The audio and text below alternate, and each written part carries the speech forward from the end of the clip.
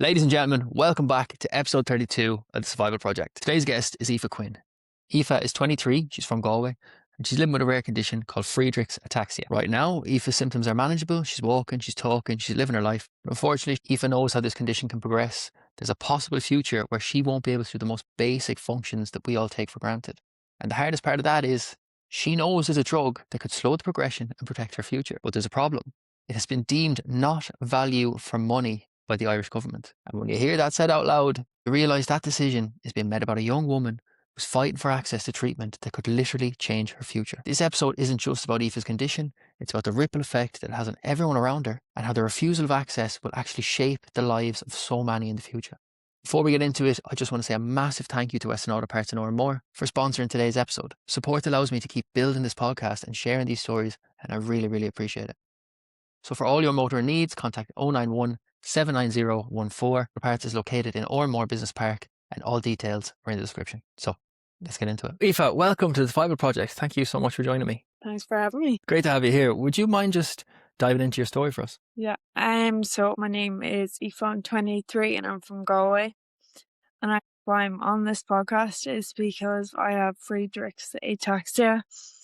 I was diagnosed, it was just after my leaving cert, so 2021. But the first times I had heard the words Friedrich's Ataxia was in October of my leaving cert year. So I just turned 18 and the neurologist was taking my bloods to test whether or not it was Friedrich's I had. And I suppose from that moment, back in October of leaving cert, October of 2020, just after the pandemic and everything, like life just changed. So I was first kind of wobbling around the place, maybe when I was like 15, 16, and like mom and dad would have just noticed that I was kind of veering into my sisters when I was walking. Like dad then would kind of like test me out and get me to walk the other side of my sisters to see if it was just a case that I was looking at the phone or whatever.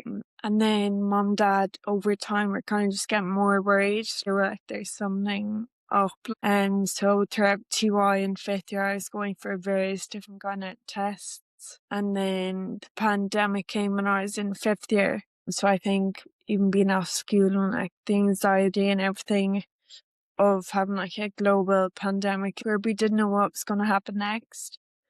And that just stressed me out, and I feel like I almost got worse in that time that we were off school. So yeah, the words Friedrich's then in October and just everything changed. Oh my God, Yeah. to get a diagnosis of something that is so uncommon, like it's a very, very rare condition, isn't it? Yeah, very Yeah. rare. So before that, they thought it was dyspraxia.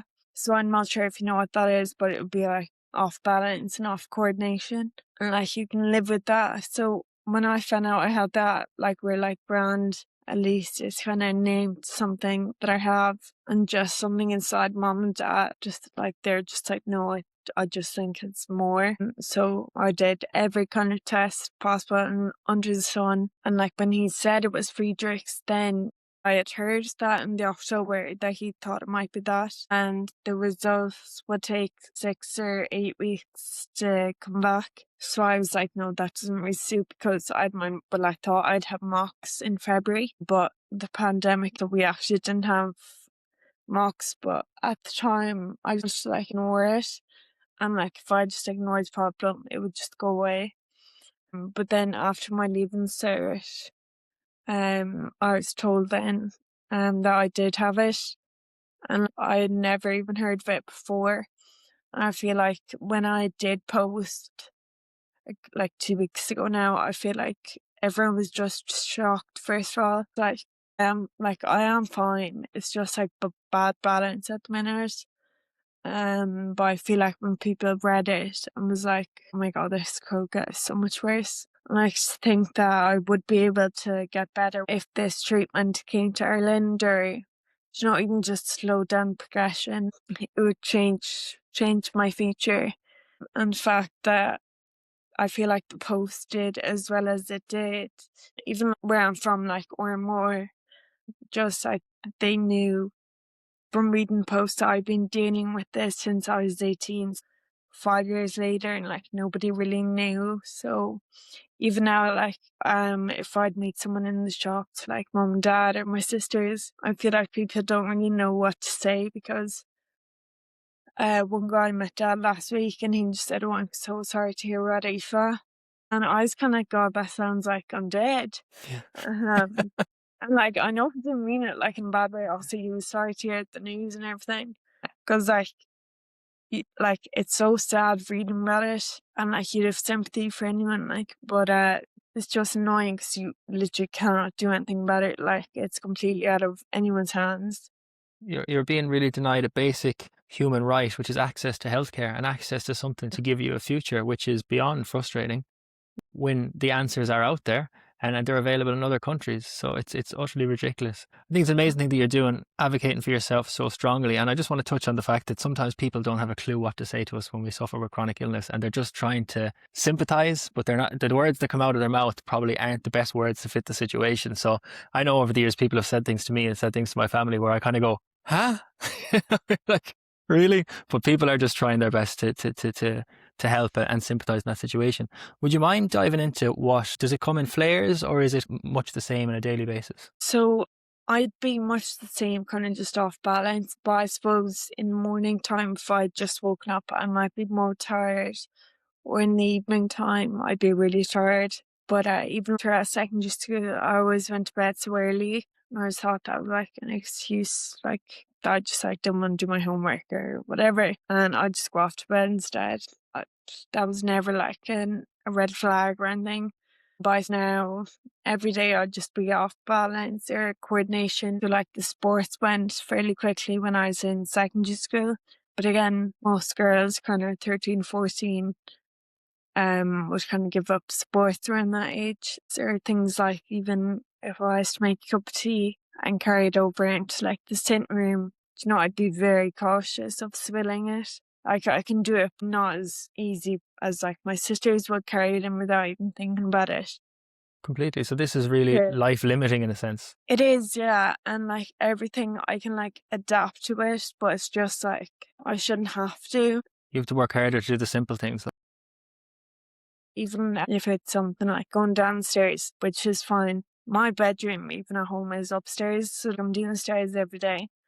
But I'd be very cautious in case I'd fall. And even like the stairs here, they're fine because like I do them every day. But if I was out in public or whatever, and if I was on my own, I might choose to go down the ramp instead. And then it's like the whole time you're kind of thinking in your head, "Oh my God, I'm going so extra way back because my balance is bad." And then, you have like so much anxiety because you think everyone's looking at you, but like they're not. No, literally nobody cares. I feel like the age I was like diagnosed just after leaving cert going into college was just the most difficult time for any young person. It That's a hard was time no matter what. Never mind with exactly, yeah, an illness thrown up.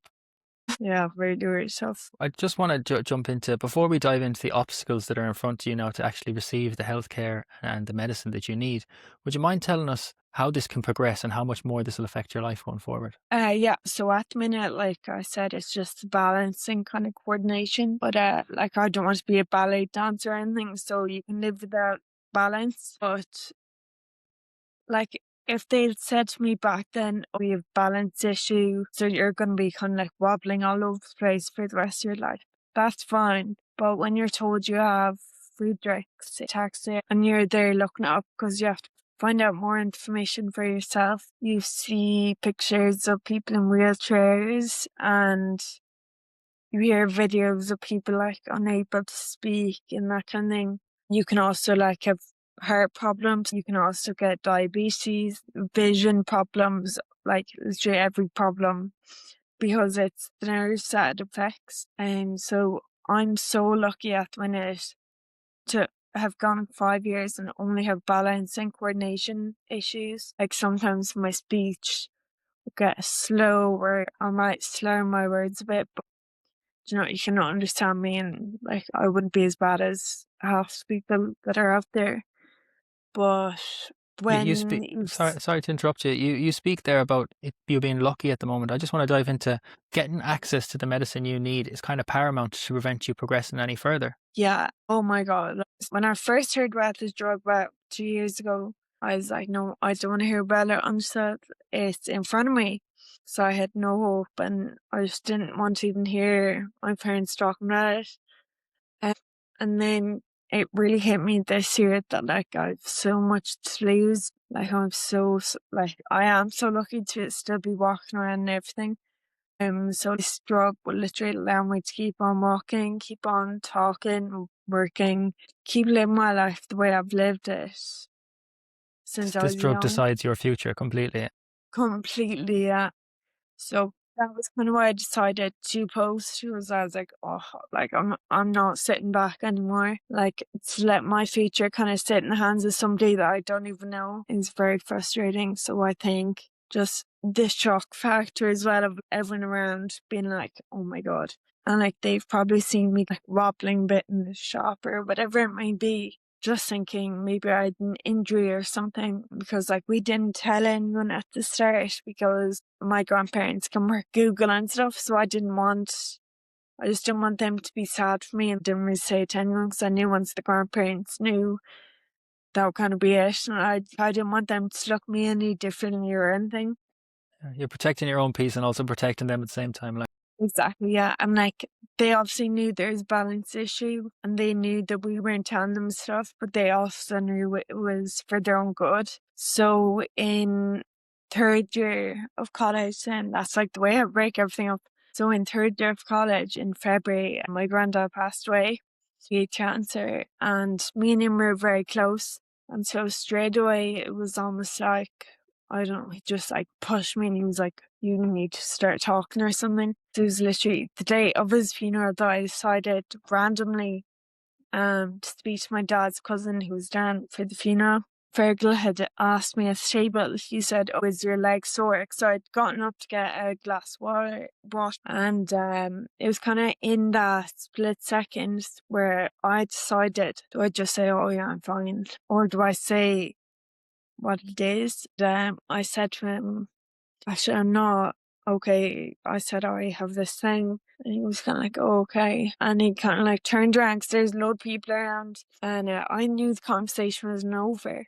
So I went upstairs and like I was so happy, even though my granddad had just passed away. Like I was devastated, but so happy at the same time because part of me knew it was like just his presence or something that was kind of making me come forward.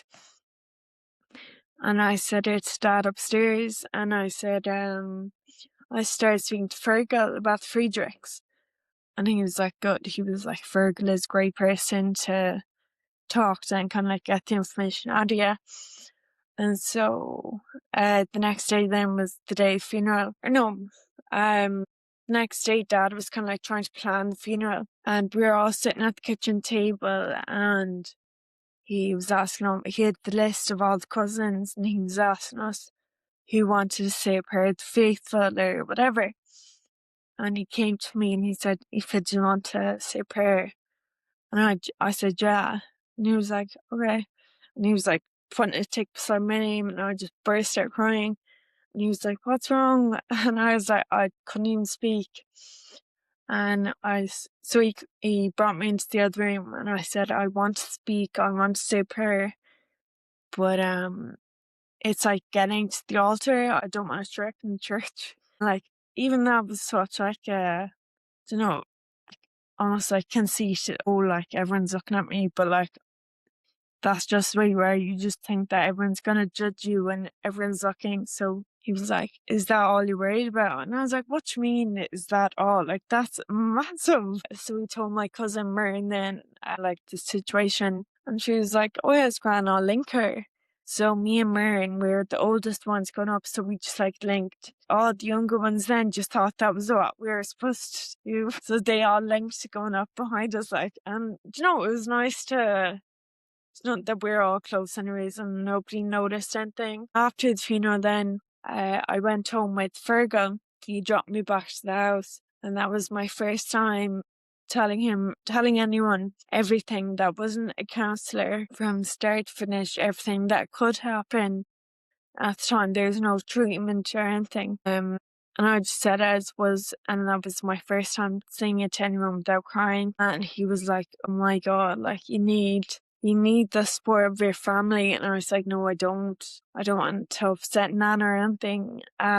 But like, Nana is smart, like, so she knew there was something, but I just didn't have it in me to like tell her kind of what it was. And like when Nana, it's on Instagram as well, probably before I posted, well, I wasn't able to have the conversation with her, but like Dad told her, it's a bit more, and like she needs this drug just to help her.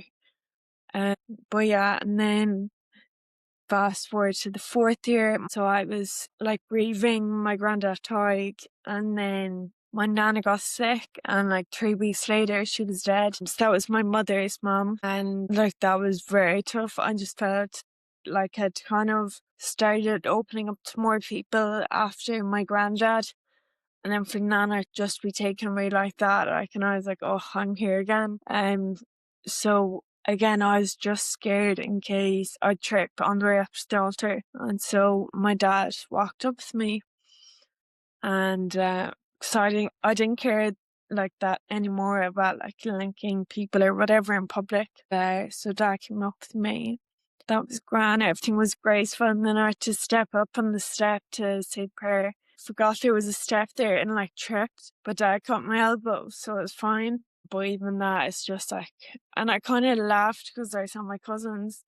Even that, it's just like, oh, reality check. Like I have this issue or whatever, and like you so easily forget it. But I feel like everyone just got used to me linking my dad or my mum or my sisters or whatever. Like, even though like my friends at the time wouldn't have known the full situation if ever like we were going somewhere and I was really busy, they'd always offer to link, and like then I'd be fine, like just 2 fingers on something and I'd be steady. Yeah. Yeah, my God. First of all, I want to say sorry for your loss for your granddad and your granny. That is just, grief is a horrible thing to compound on top of an issue you're already experiencing. But to say what you said there about your cousin linking you and your father linking you really paints a beautiful image of the power and the strength it is in having family to support us and being Oh, completely open and honest with the people around us and what we need from them. So I think it's a beautiful message to deliver there, that, if I didn't have the family that I have, this would have been 10 times more difficult. Like I'm so lucky, and like I'm lucky in a sense that like, I'm not treated any differently. Like I have 2 sisters, I'm the middle child, and like Sarah and Nishan, we could all be fighting about clothes or whatever it could be. And then, like, as we're walking into a shop or something, or walking towards steps, and it often happens with Leisha, like, she could be giving out to me about something, and then she'll just put out the arm for me to link. And then when I'm fine, she'll, like, take away her hand and, like, just continue arguing with me. So, like, even though we'd be giving out to each other, like, I'm grateful in that sense that she's not, like, no sympathy. They keep me humbled. Yeah, I know it. And I feel like that as well, if I was kind of babied by them, I wouldn't be as well able as I am.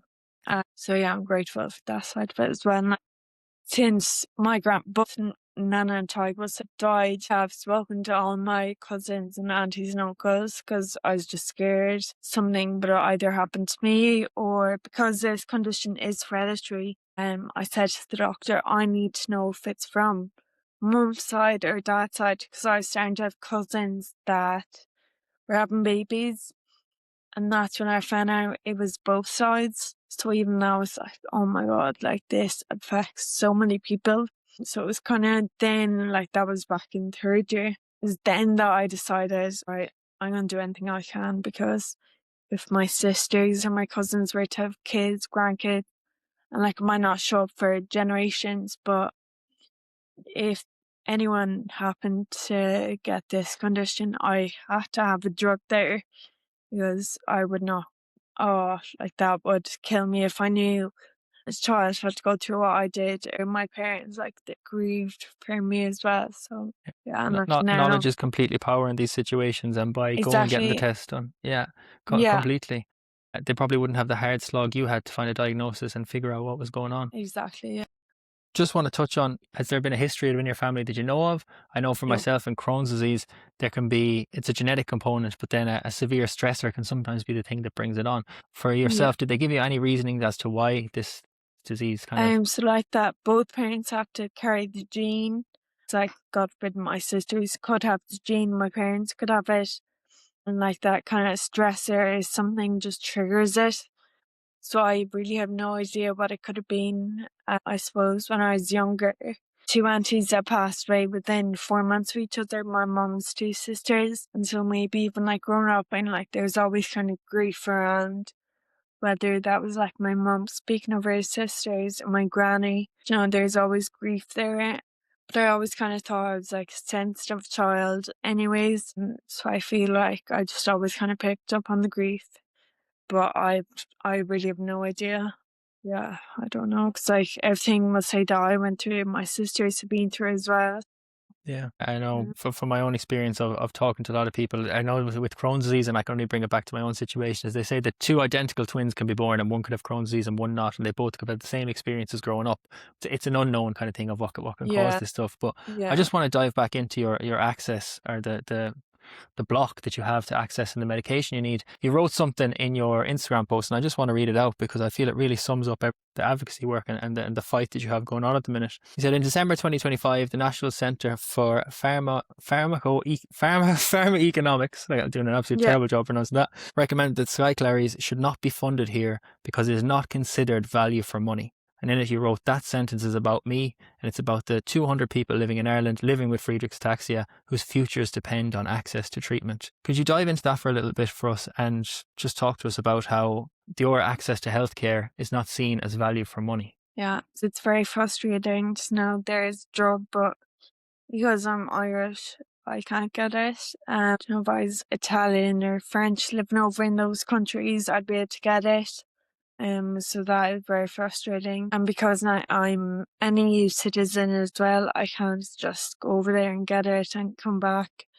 No, you'd have to up and leave your life, live there for however many years to get citizenship, and then you'd be in the healthcare system and that. And like my life is here. Like I've no desire to leave. And I suppose speaking of like since I did post, so many people even younger than me, like, which is crazy, 20, 21, and like mothers of kids like 14, 15 that have just been diagnosed, and they all text me saying like it was great to see kind of somebody doing something. But I hope and I pray that something comes soon, because I really need it.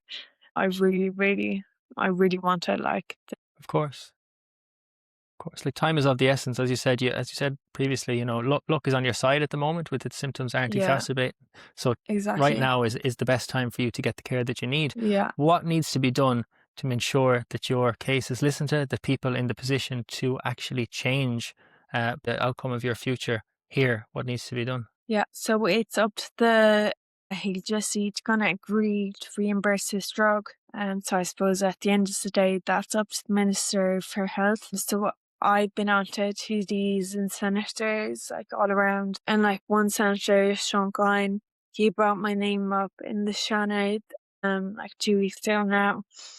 And he said he met with me and was talking about my case, and I was diagnosed at such a young age, but I'm still walking. And like he was just kind of asking like, when is this drug gonna come?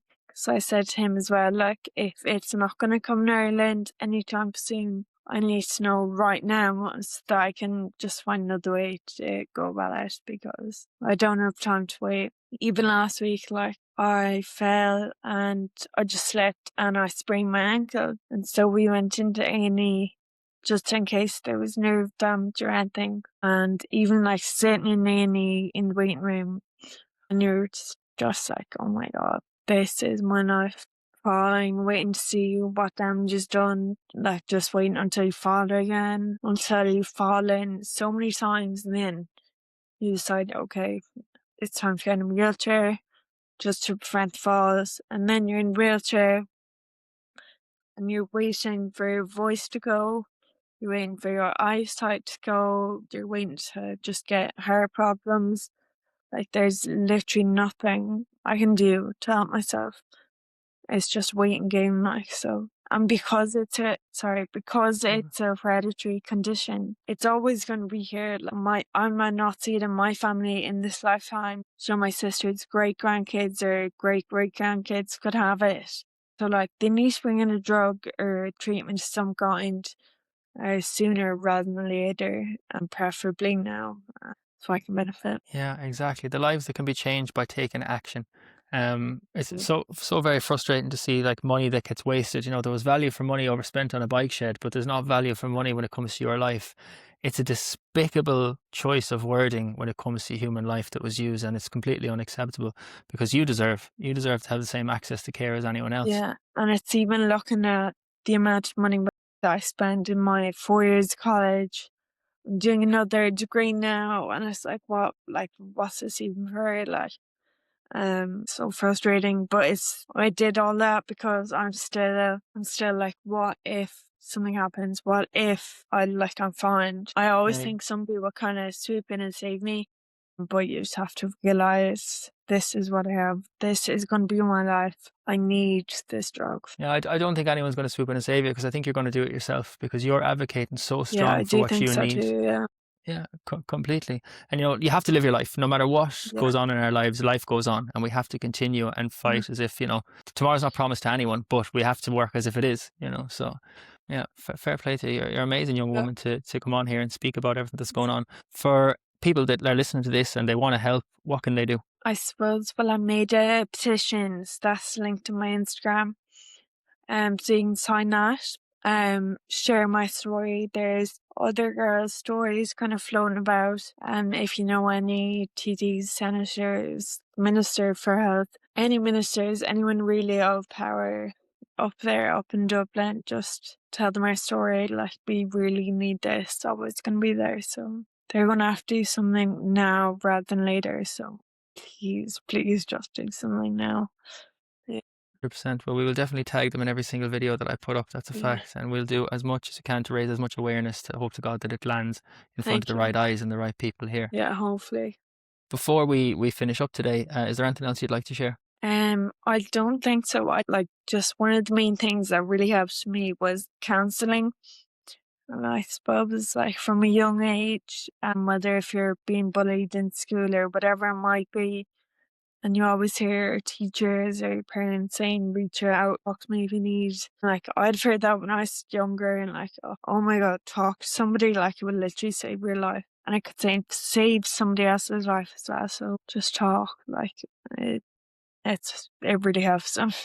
Yeah, completely. There's such Yeah. power in getting it off your chest. And in the same Yeah, sense, I know it's definitely. great to talk to family and everything like that. Sometimes it's nice to go and talk to someone that's completely detached from your situation because sometimes you really want to vent, but you don't want to burden maybe everyone around you with the things that are going to come Exactly, out of yeah. your mouth. So yeah, finding Yeah. someone to talk to is absolutely fantastic advice for people. One last question that I tend to throw at everyone because I love to get the perspective on it. But what does happiness mean to you? Um, I think happiness would be, um, I think if I got this drug, I'd really look forward to just carrying a cup of tea upstairs up to my bedroom without spilling it and just having a cup of tea in my bedroom, or just not having to be so cautious about having the cup of tea because that's so frustrating, or even simply walking up, walking downstairs without holding the banister. 'Cause I can't remember the last time that I did that. So Yeah, yeah, really simple things.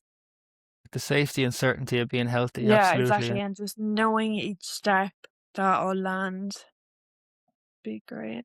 Completely, and I really hope that's in your future, and I hope that you can Yeah. get the help you need because my God, you absolutely deserve it. But Aoife, thank you Yeah. so much for being here today and talking to me. Thanks so much for having me.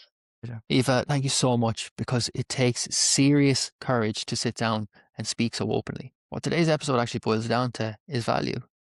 The value of Aoife's life is being judged by numbers on a spreadsheet. Aoife's not a number. She's a strong young woman who deserves the same chance at life that we all do. The treatment exists. She's not asking for a miracle. She's asking for access. Treatment can change the course of her life and the life of so many others. If you're listening to this and you want to support Aoife, everything is linked in the description, including her petition. Share her story. Talk about it. Awareness isn't just a buzzword. Awareness actually leads to action, and action leads to change. So Aoife, again, thank you for coming on. Hopefully change is on the way. And to everyone who's listening, I really appreciate you being here. I'll see you next week.